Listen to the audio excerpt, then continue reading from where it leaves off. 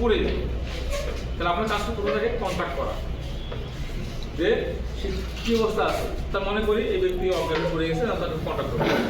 Hello ভাই, hello hello hello ভাই, এই ভাই কিসে কিসে ভাই, হ্যালো হ্যালো ভাই কিসে, রুগী কোনো রেসপন্স করতেছে না, ঠিক আছে? তাহলে আমি কি করবো, সঙ্গে সঙ্গে আমি ইএমএস কল করবো। Hello EMS, emergency medical service, এখানে একটা পেশেন্ট অজ্ঞান হয়ে পড়ে আছে, প্লিজ আপনার তাকে তাড়াতাড়ি আপনার অ্যাম্বুলেন্স পাঠিয়ে দেন, তাকে হাসপাতালে নিতে হবে। আপনি কল করলেন, কল করার পর আমার প্রথম কাজ হলো তার এখন এবিসি চেক করা। তো এবিসি চেক করার আগেই পেশেন্ট মূলত কয় ধরনের, দুই ধরনের, একটা হলো মেডিকেল পেশেন্ট, একটা হলো কি ট্রমা পেশেন্ট। নিশ্চয়ই আপনারা জানেন মেডিকেল পেশেন্ট এবং কি ট্রমা পেশেন্ট।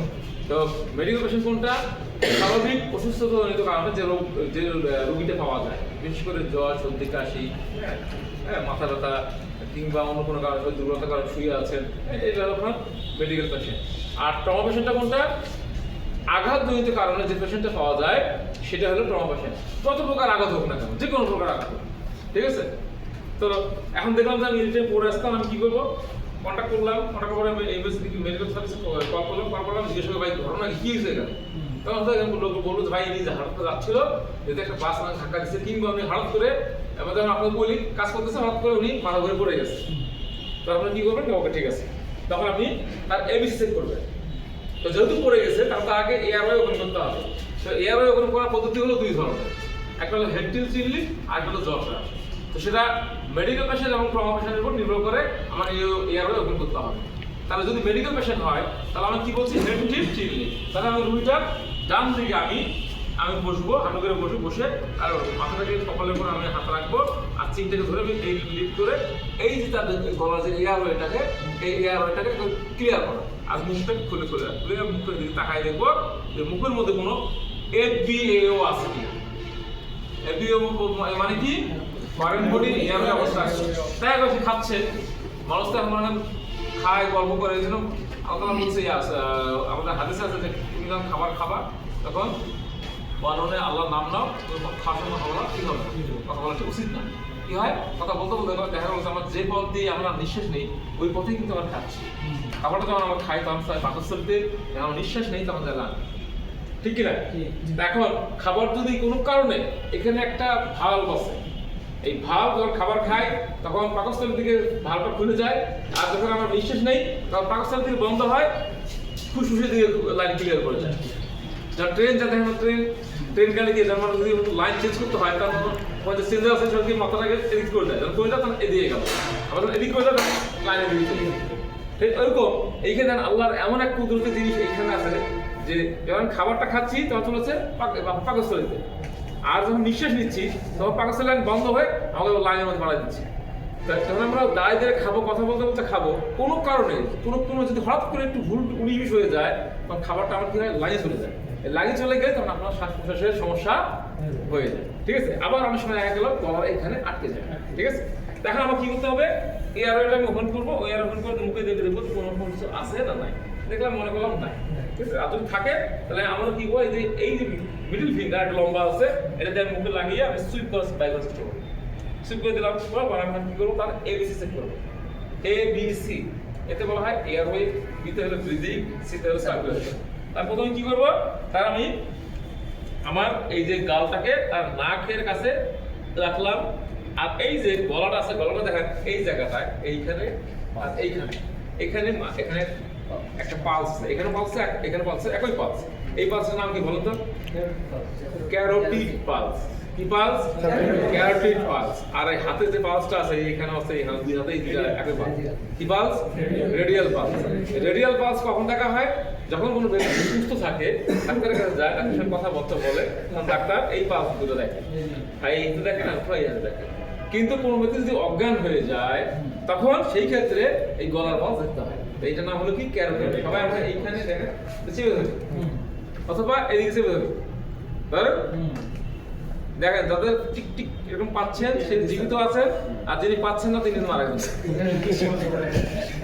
পাচ্ছেন তাহলে জীবিত আছে, পান না কিসে বলেন? পাইছি স্যার, বাকি সবাই করেন না পাচ্ছি, তাহলে জীবিত হবে। তাহলে আমরা করবো কি, তার এই নাকের কাছে আমার গালটাকে নিব, আর আমি এই ক্যারোটিড পালসে লেফট সাইড বা রাইট সাইড যে সাইডে হোক না আমি হাতটা রাখলাম আর বুকে দিয়ে তাকাইলাম, তাকে আমি 10 সেকেন্ড কাউন্ট করবো।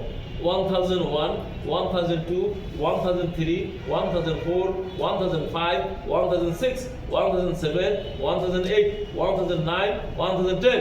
আমি বললাম no pulse no breath. No pulse no breath একবার কি বলছি, সিপিআরের শর্ত কি? পালস থাকবে না, ব্রিথ থাকবে না। ব্রিথ মানে কি? শ্বাস প্রশ্বাস। আর পালস মানে কি? Blood circulation. ঠিক আছে? তাহলে নো পালস নো ব্রিথ, যখন পাবেন নো পালস নো ব্রিথ সঙ্গে বলবেন সিপিআর স্টার্ট। আর দেরি করা যাবে না। পালস ব্রিথ না থাকলে আমাদের সিপিআর চলে যাবো। তখন কি বলবো? No pulse no breath, CPR start. যেহেতু সিপিআর প্র্যাকটিস করলাম, আর সিপিআর আমরা চলে গেলাম। সিপিআর পজিশনটা হলো আপনি হাঁটু গেড়ে দাঁড়াবেন। খেয়াল করেন, হাঁটু গেড়ে আমি দাঁড়ালাম। হ্যাঁ, এখন হাঁটু গেড়ে ঠিক যতটা ওর কাছাকাছি যাওয়া যায়, ও ঠিক ওই শোল্ডার বরাবর এক বাম হাঁটু রেখে ডান হাঁটু যেদিকে সে রাখলেন, কিন্তু কখনো দূরে রাখবেন না। দূরে রাখলে হয় কি, আপনি এই পর্যায়ে হয় বসতে হয়। বসলে আপনার সিপিআর পারফেক্ট হবে না। সিপিআর পারফেক্ট হবে কি, ওর গায়ে আমাকে আপনার শরীরের ওজনটা ওর গায়ে দিতে হবে। আর হাতের পজিশনটা হবে ঠিক এই যে নিপিলটা আছে মুখের মাঝখানে, এই আপনার যে মিডল ফিঙ্গার আছে, এই হাতটাকে সোজা ঠিক স্ট্রেট করে এই নিপিলের উপর, ওর বাম নিপিলের উপর আমার মিডল ফিঙ্গারটা সেট আপ করতে হবে। এটা সেট আপ করতে হবে, দেখ বুঝলেন? আর একটা হাত থেকে লক করতে হবে। এই লক করলাম, এই লক করলাম, ঠিক আছে? লক করলাম, আর হাঁটুকে দাঁড়াই যাবো। দেখেন আমি দাঁড়াইছি। অনেকে করে কিনা আপনি এইভাবে হয়ে সিপিআর দেওয়ার চেষ্টা করে, এভাবে সিপিআর দিলে আপনার কষ্ট হবে এবং সিপিআর পারফেক্ট হবে না। সিপিআর পারফেক্ট দিতে গেলে আপনি কি করতে হবে? জাস্ট হাঁটু করে দাঁড়াবেন এবং আপনার শরীরের ওজনটা ওর বুকের উপর আপনি চাপা দিবেন। দেওয়ার পর আপনার কি করতে হবে? 30 বার বুকে চাপ দিতে হবে, 2 বার ফু দিতে হবে। ঠিক আছে? তো 30 বার বুকে চাপ দেওয়ার সিস্টেমটা হবে এরকম। এখানে একটা কাউন্টিং আছে, কাউন্টিংটা এইভাবে করতে হয়। সেটা হলো কি, ওয়ানের ওই রোগীর মুখে তাকাবেন, তাকে কাউন্টিংটা করবেন না, চেস্ট কম্প্রেস করবেন।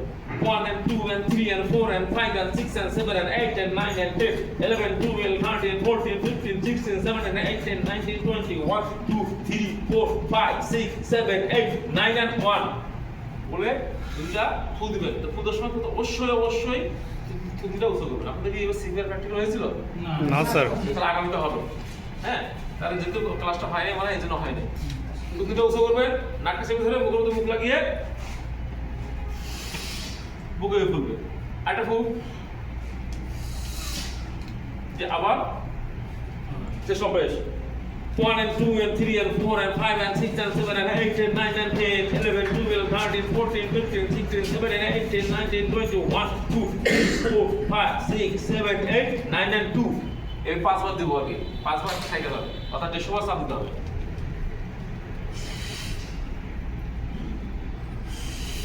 মানে একবার ফু দিবেন, নাক মুখ ছেড়ে দিবেন, আবার ফু দিবেন, আবার নাক চেপে ধরে আবার ফু দিবেন, আবার ছেড়ে দিবেন। এই আর কি 1 and 2 and 3 and 4 and 5 and 6 and 7 and 8 and 9 and 10, 11, 12, 13, 14, 15, 16, 17 and 18, 19, 20, 1, 2, 3, 4, 5, 6, 7, 8, 9 and কি 3। 9 and 3 বললাম এই কারণে আমার 3 চাপ হইল, কাউন্টিং হয়ে আমি 3 বার বললাম আর কি জিনিসটা।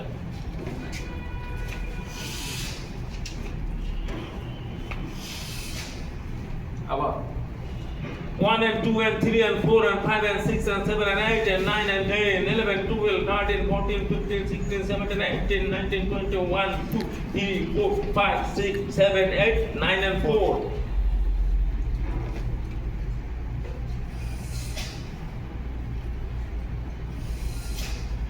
আবার 1 and 2 and 3 and 4 and 5 and 6 and 7 and 8 and 9 and 10, 11, 12, 13, 14, 15, 16, 17, 18, 19, 20, 1, 2, 3, 4, 5, 6, 7, 8, 9 and 5।